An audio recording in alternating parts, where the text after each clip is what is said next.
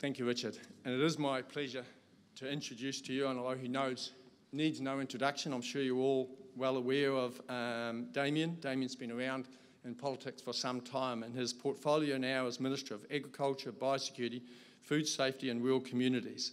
And it's my pleasure to introduce Damien. Thank you.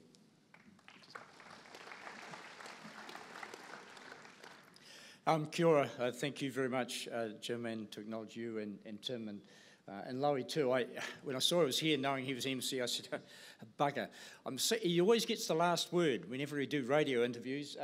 Lowy always gets the last word, and I guess he will after this conference as well. So anyway, it's nice to have you here, and it's wonderful to be here, to be invited. A little bit of background. I come off a small dairy farm just out of Westport.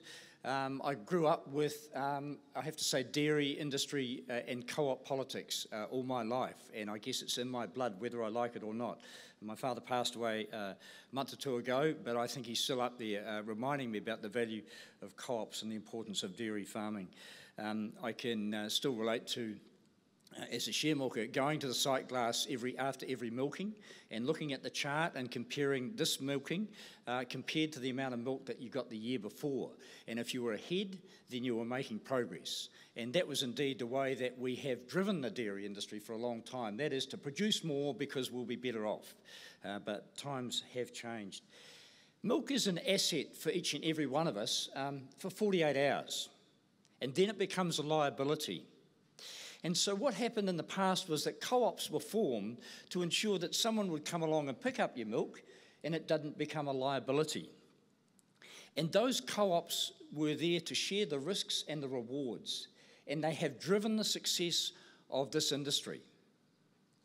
But the co-ops are under challenge and pressure, and we've got other companies now. And in my view, the spirit of cooperation is just kind of being challenged across the dairy sector.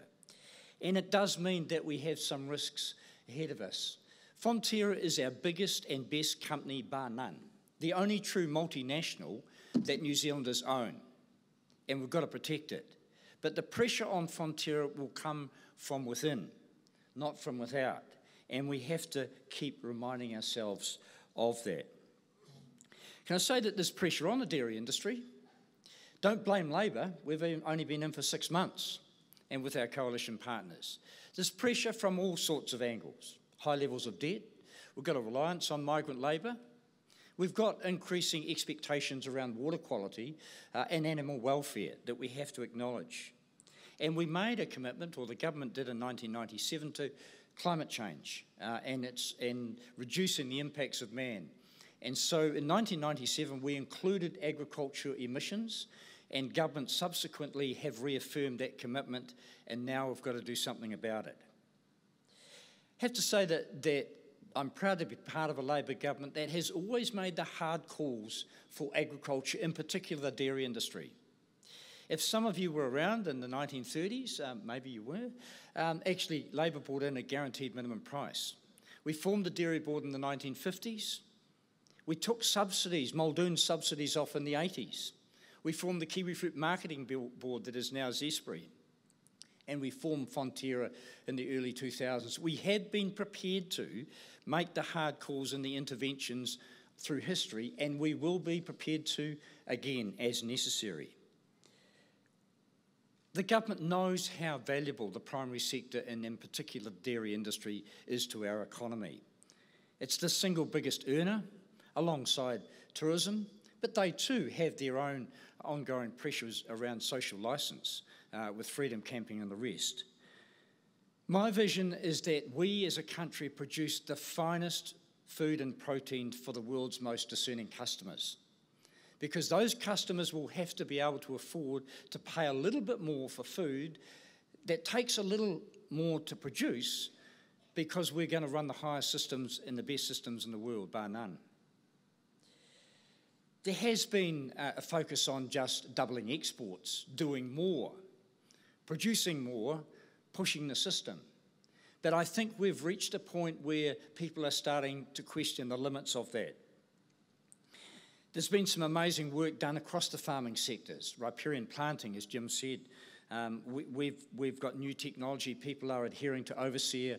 We've got a lot of work that has resulted in improving water quality, just on the margins. The LAWA report released a couple of weeks ago says that we hopefully have bottomed out and there is improvement in water quality across the country. Not everywhere, but I think that the efforts of farmers, and you should be thanked for that, have been part of that. There are some big challenges across agriculture, but there are some big challenges across the urban centres in this country, Auckland in particular. We are quite a big industry, dairy, but our total production from this country can only feed 40 to 50 million people. So ideas of us producing for the world are rather grandiose. And just because the world's population is increasing doesn't guarantee us a secure future. We have to decide who we're going to sell our products to, and as I say, make sure it's to people who can afford to pay for the costs of our production. We have natural advantages. We've used them over the years: reliable rainfall, clover to put nitrogen in the ground, good ryegrass, and then we've turned that into milk, and then through cooperatives, securely turned that into a product that we can sell around the world.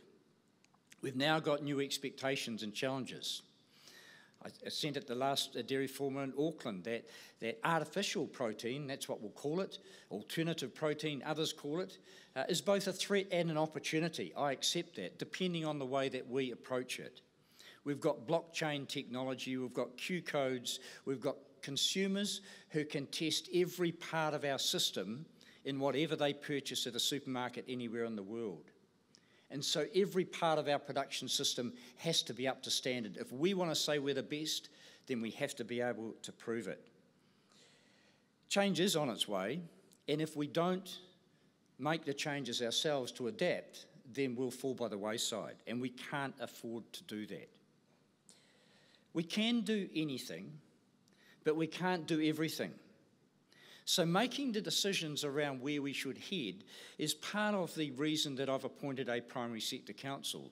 That's not to tell us what to do, but it's actually to reach out there and to have some far-reaching thinking and investigation as to where perhaps the best direction for us as a country, as primary sectors, should be. Issues like genetic modification, GMOs, intensive farming or pastoral systems, all of those things need to be addressed. I attended a conference in Berlin where animal protein production was the topic of conversation. And 65 ministers from around the world were raising the same concerns. That is, public pressure building against animal protein for animal welfare reasons, for climate change reasons, for just generally a misunderstanding of what goes on in some of our farming systems. But that's a trend across the world that we have to be aware of, and I'm sure we can address, but we won't do that by burying our heads in the sand.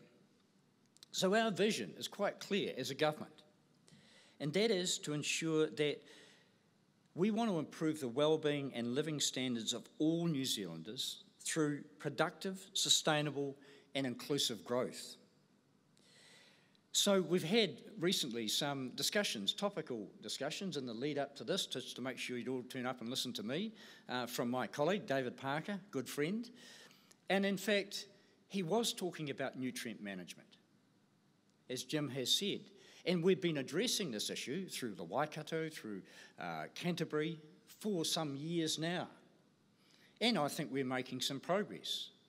But we're getting to a point, and we as a government have said that we will have swimmable rivers as the water quality standard for every New Zealander, and so it should be. In fact, I was down at Lincoln the other day at Clean Tech Technology, where basically it's a ferrous sulphide solution you throw into your effluent pond, and it settles out all the solids, and what I was told was left was swimmable water. A swimming pool and an effluent pond. Great combination. The point being that actually I think New Zealanders expect us to have clean rivers. And we've kind of overstepped the mark, but we're making good progress. So nutrient management and catchment management is part of that progress. Overseer has to be upgraded so that it's effective and it's user-friendly. It's not a cap on cow numbers at all. What came up was the issue of how farmers manage that. Kiwi farmers are the most innovative and adaptive in the world. What they need is clear signals. Some of those signals are clear from regional councils, some are not. But what Lincoln University and other places have shown, and in fact a few smart farmers, is that you can reduce cow numbers and maintain profitability. I was a share milker in the 1980s when I went along to the protest meetings when that nasty Labor government was taking away subsidies. No one would turn that clock back, would they? And we were told to start farming for profitability, not for capital gain. Well, I think we're back to a similar situation. We need to ensure that there's good return on our efforts on a year-by-year basis by way of profits, not just waiting and hanging around for capital gain. And so whether it's an adjustment in cow numbers or a change in the system, or as I had composting barns, I had a presentation sent to me yesterday on that, how good they are, or internal housing systems, very expensive options. It's not for government to say how that should happen. If you're on the National Party emailing list, you're probably told it's about cow numbers. That's not the truth at all. And I trust New Zealand farmers to adhere to the changing expectations from the New Zealand public around water quality, to adapt in a way that ensures that they can maintain a profit and run a very viable farming operation. Can I say that there's lots of stuff happening at the moment? You'll be interested, of course, or you should be, in the DERA review. And I would have liked to have, as was originally planned, to outline the terms of reference for that inquiry, but it was approved by Cabinet yesterday. But because you are listed on the stock exchange, there's a 2-day requirement, so you won't find out about that until tomorrow. A bit of a shame, really, but anyway, for 2 reasons, but I won't go back onto that. Can I say that you know the issues: open entry, open exit, the raw milk price setting arrangements, supply to competitors. All of those things will be part of the review, but it will also be more wide-ranging to ensure that they're not disincentives for Fonterra or the other parts of the dairy industry to move into value add. We've said quite clearly, we want to get more from what you do now, not get you to do more. That is essential, because you're working hard enough now. If you haven't noticed, the people who have been making the most profit for the last few years have been the banks. And you may feel really good about working 26 hours a day and your family committed to that, and the workers, wherever you can find them, working harder. But actually the profit hasn't always been staying with the farmers. And you deserve that, and we want a bit of tax as well. But we've got to have an honest discussion about that and make sure that you are working for yourselves, your family, and the future, not just harder for Australian banks. Their stability is of course importance, but it's not the reason that we farm or go dairy farming in this country. Can I say that biosecurity has been taking quite a bit of my time? It is our biggest single challenge. We have taken, along with water, we've taken it for granted. I think that the Mycoplasma bovis may be, as is quoted here, the most challenging biosecurity issue the government and the primary sector will ever have to deal with. I hope so. I hope we don't have to deal with foot and mouth. Mycoplasma bovis is not a nice disease. It's been around in most countries for a long time, but we have a naive herd, and we're not quite sure how the effects of that disease are on individual animals or herds. It's variable, I can tell you that. We are doing our very best to eradicate it. But I have to say, the slow start and the absence of a robust NATE system have complicated things immensely and will cost us all a hell of a lot more money. We'll be having open and robust discussions with industry leaders, and I thank Jim and Tim for coming along. They're part of that. And decisions will have to be made in the next 2 to 3 weeks about what we do. Eradicate immediately, phased eradication, ongoing management, or just step back and let it kind of move through the country. Those are the 4 options. They all have their upsides and downsides. One of the key questions is around the cost, and what might be a cost to the farming sector now has to be offset against the ongoing cost into the future if we have to manage farming with Mycoplasma bovis. Can I say that the discussions with industry leaders have been very productive. There's been the odd Barney, but I hope that we arrive at a collective decision in the best way forward, and that will have to happen reasonably soon. We've, you may have noticed, rebranded. We have 4 business units within MPI now. Huge organisation. We've now got Biosecurity New Zealand, Food Safety New Zealand, Forestry and Fisheries as separate agencies. Because we want biosecurity people, and there are 950 of them, to be focused on what is our most important government responsibility from a farming perspective and from an economic perspective. The same with food safety. We need to ensure that what we sell overseas is seen as the finest and safest products. And I hope, and I'm sure that we will do that. Very briefly, before I finish, can I say in the area of science, one of the things that has frustrated me time and time again is that when you come to ask about soil, people don't know enough about it. We have dumbed down soil science in this country at huge cost to us in the short and in the long term. The Productivity Commission's report points to the potential for soil to mitigate and offset carbon emissions, but also points out that we don't know enough about how to measure it, and because it's too hard, then perhaps we shouldn't consider it. I don't accept that. I think there is potential for us in the farming sector to offset carbon emissions through soil sequestration. But we've got to find out more through science, and I'm committed to ensure that we put more money in that area. As a government, we've committed to double the amount of money into research and development. That takes us up to 2% of GDP. What is considered an international average, we've been at half that. That's not good enough. Can I say, look, I'm sure there'll be some questions later on. Thank you very much for the opportunity to come along and speak to this. This is a very, very important forum. You drive, the most productive sector of our economy, and dairy is important.